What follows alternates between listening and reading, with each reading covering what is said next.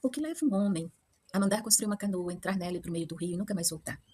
Se você é aluno de letras, ciências humanas, um apaixonado por literatura, você sabe que essa é a premissa de um dos contos mais enigmáticos da literatura brasileira, Terceira Margem do Rio.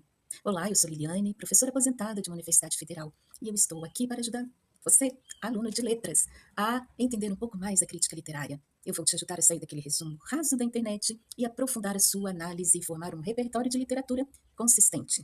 Então, deixe o seu gostei, se inscreva no canal e bora pro Rio?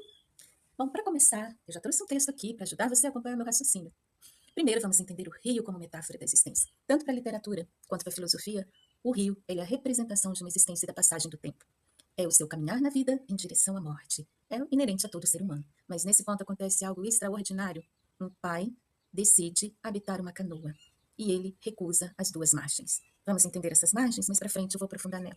Primeira margem, vida social, cotidiano, dia a dia, religião, sociedade. Segunda margem, desculpa, morte, inexistência ou obscuridade. Vários hinos religiosos falam sobre essa travessia de um rio, da vida para a morte. Se pegarmos os gregos, também nós temos lá, né? O nosso caronte, o barqueiro que atravessa a alma da existência para o limbo. E não pode esquecer a moeda para pagar o barqueiro, não é isso na referência grega? E esse pai? E essa terceira margem? Né? E o pai vai viver nesse entre-lugar, num lugar que não é e ainda não foi. Nós já vamos entender isso. Ele vai suspender a sua existência.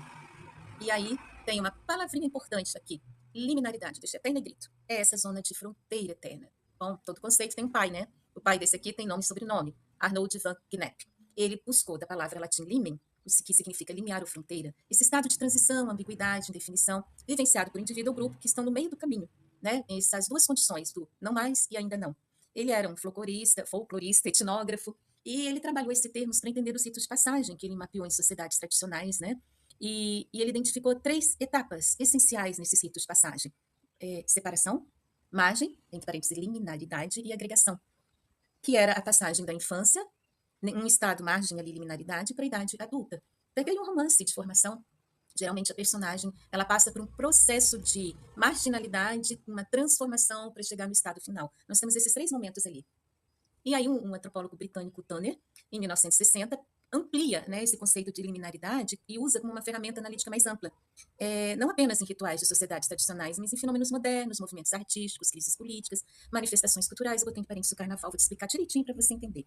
Nós temos pactos sociais, morais e religiosos, né, que conduzem a nossa vida. Quando chega o carnaval, as pessoas que vão para o carnaval suspendem esse pacto, porque ele pode tudo, né? O homem se veste de mulher, num cotidiano isso não é possível. Vestem-se de personagens, vários ali se bebe, pode ficar bêbado, falar o que quiser, pode tudo. Ou seja, estamos aqui no momento de liminaridade. Porém, após a sexta-feira de cinzas, lá na missa, com as cinzas, né, na testa, volta-se, esses seres que foram para o carnaval vão ser agregados novamente à sociedade. Acho que deu para entender bem, né? Então, na crítica literária, a liminaridade ela é utilizada para analisar tanto personagens, espaços e narrativas em zonas de transição, né? As regras da realidade ou da sociedade não funcionam. Então, eu tenho, no romance de formação, uma personagem que está no processo de transformação. Espaços.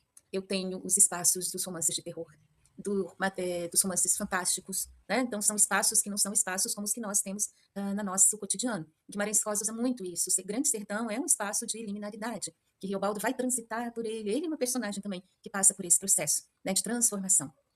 E aí, vamos pensar aqui no nosso ponto? Primeira chave, um narrador e o complexo de culpa. Ora, eu botei segunda, desculpa, é a primeira, tá? Nós temos aqui um narrador em primeira pessoa. Narrador em primeira pessoa é um negócio complicado, porque eu tenho um único olhar. A narrativa aqui não é sobre as ações do pai, mas sobre os impactos que as ações do pai têm sobre o filho. Essa é a grande questão colocada aqui. Esse filho tem um grande complexo de culpa. Que culpa que ele tem? Que ele vive falando, né? Ele passa a vida inteira à margem dessa margem social, dessa margem que tem um pequeno grupo de pessoas, que tem uma vila, que tem uma igreja, que tem os modos de vida. E ele fica ali, meio que flertando com aquela margem onde o pai está. Porque ele faz meio que um pacto com esse pai, ele leva comida, né? Ele fica olhando esse pai e ele não constrói sua própria vida. E qual é o sentimento de culpa desse filho? Vou te dar uns minutinhos, uns 5 dias aí pra você pensar. Que culpa ele tem? Ele negou sua própria vida. Ele também viveu um estado de suspensão, apesar dessa primeira margem. A culpa dele é de não ter ocupado o lugar do pai. E quando é que um filho ocupa o lugar do pai? Quando esse filho se torna pai. Esse narrador não casou, não teve filhos, não seguiu a vida. Ele parou, ele ficou à margem. Vamos ver como Freud e Lacan pensam um pouco a respeito, que é uma leitura possível, né? Então vamos lá. Para Freud, o narrador ama e odeia o pai. É a tal da ambivalência. São coisas contraditórias. Ele sente culpa.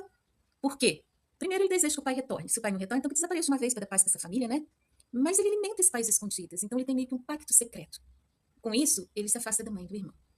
E aí nós vamos ter também uma outra leitura. Gente, ó, isso aqui é uma chave interessante para você conduzir um texto. Você vai ter que ler Freud, tá? Segundo, Lacan. Complexo de Édipo e o nome do pai. Então, o pai, na infância de uma criança, ele é a lei. É ele que vai introduzir essa criança no mundo. Olha o rito de passagem.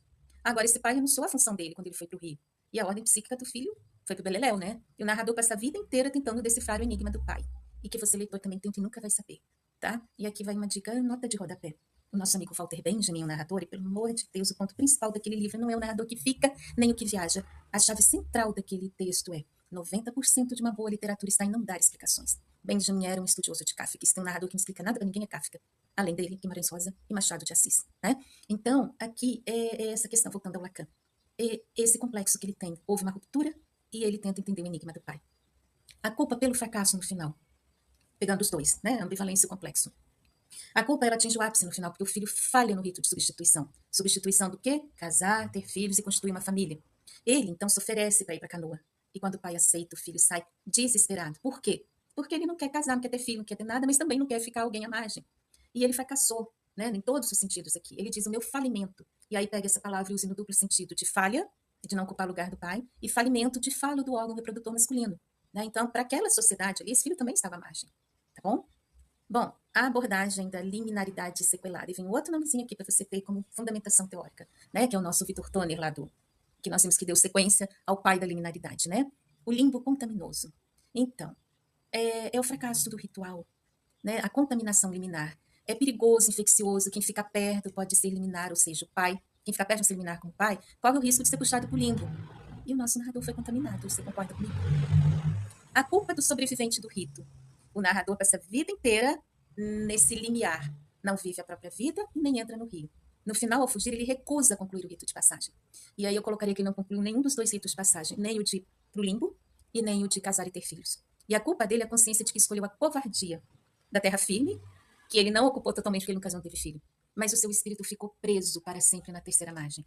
E a punição dele é não ser enterrado no chão, mas ir para dentro do rio, depois de morto. Né? Rio abaixo, rio acima, o rio. Chave 2. Gente, ó, tô dando um monte de chave de leitura aqui, isso aí é muito trabalho bom. E eu não tô aqui para escrever trabalho para ninguém, não, tá? Tô dando pistas. O que é essa terceira margem, afinal de contas, se um rio só tem duas? Então você pode ver como absurdo aquilo que desafia a lógica. Na ótica da liminaridade, ela é o limbo. Na Divina Comédia Humana, de Dante Alighieri, o limbo é o lugar para onde vão as almas que nem Deus nem o diabo querem. Então é um lugar terrível, né? A terceira margem, linear permanente. Primeira margem, o mundo social, a terra firme, as regras da família, a civilização. Segunda margem, a morte definitiva ou uma nova vida completamente diferente, pegando o romance, né, de formação. Terceira margem é a recusa das duas. É o espaço da pura ambiguidade. O pai não está totalmente vivo na sociedade, primeira margem, não está no cemitério morto, segunda margem, e ele habita ali o meio, o espaço onde o tempo parece suspenso. Ótica da psicanálise, enigma do inconsciente. Terceira margem é o lugar do desejo puro e do inexplicável. É uma margem mental, o silêncio que não pode ser traduzido em palavra. O pai nunca explica por que ele foi para o rio. Portanto, a terceira margem, o próprio vazio de sentido. É um mistério, né, da condição humana, que o narrador passa a vida inteira tentando decifrar e acaba por devorar a sua própria sanidade. Em resumo, a terceira margem é uma suspensão. É o espaço geométrico e metafísico, onde o homem se liberta das amarras do mundo material, mãe, terra, margem, mas fica condenado à solidão eterna e ao silêncio do rio, pai, limbo. E isso nos leva ao final avassalador do conto, né? Quando o filho já velho grita para o pai que aceita substituí-lo na canoa, o pai acena positivo e o filho foge aterrorizado. Por que ele foge? Porque encarar a terceira margem de frente, seja ela morte, loucura ou absoluto, é insuportável para o ser humano. E aí? Vamos ali. Ao final, o narrador pede para ser colocado quando morrer, não em vida, numa canoinha na água que não para, depondo no rio, na terceira margem. Agora eu vou provocar você numa outra leitura. A mãe. A mãe como guardiã do rio social, liminaridade. A mãe representa a estrutura quanto a qual a antiestrutura, que é o pai, colide. Então eu tenho aqui a rejeição, a ambiguidade. A mãe não suporta o estado limiar do marido. Para a sociedade do vilarejo, um homem ou está vivo em casa ou está morto no cemitério. E o pai está onde? Numa canoa, ou seja, ele quebra a ordem dessa sociedade do vilarejo. A reação inicial da mãe, ela fala, você vai, você fique, você nunca volte. É uma tentativa de forçar um rito de separação definitivo. Imagino que essa mulher não suportou desse vilarejo, falando, que tipo de mulher é essa que não prefere morar numa canoa do que estar em casa, né? Então, e ela ainda, pior de tudo, ela tem um luto suspenso. E Freud diz que o processo do luto é fundamental para a sanidade de qualquer pessoa. O pai não morreu. A mãe é impedida de viver o rito de passagem do luto. E ela se torna uma viúva de um homem vivo. Então, o seu comportamento severo e silencioso reflete o peso que ela carrega de uma desonra e uma indefinição perante a comunidade. Porque ela não é casada e também não é viúva. Percebe a situação que essa mulher vive? E aí eu tenho choque dessas duas margens, que é uma genialidade do Guimarães, né? Tem duas forças. A mãe, primeira margem, terra firme, o trabalho, a lei, a sociedade. O pai, a terceira margem, o limbo, o rio, a suspensão e o silêncio. Todo mundo já entendeu que a segunda morte é o cemitério, né? Segunda margem, desculpa. Não tem segunda morte, a segunda margem é o cemitério. O narrador, o filho, está esmagado ali no meio. Ele quer a aprovação da mãe, a ordem material, mas é atraído pelo magnetismo do pai, a liminaridade. Que situação, né? Agora me conta, para você, qual dessas três chaves faz mais sentido para o seu estudo e para a sua interpretação? Escreve aqui nos comentários que eu vou querer saber.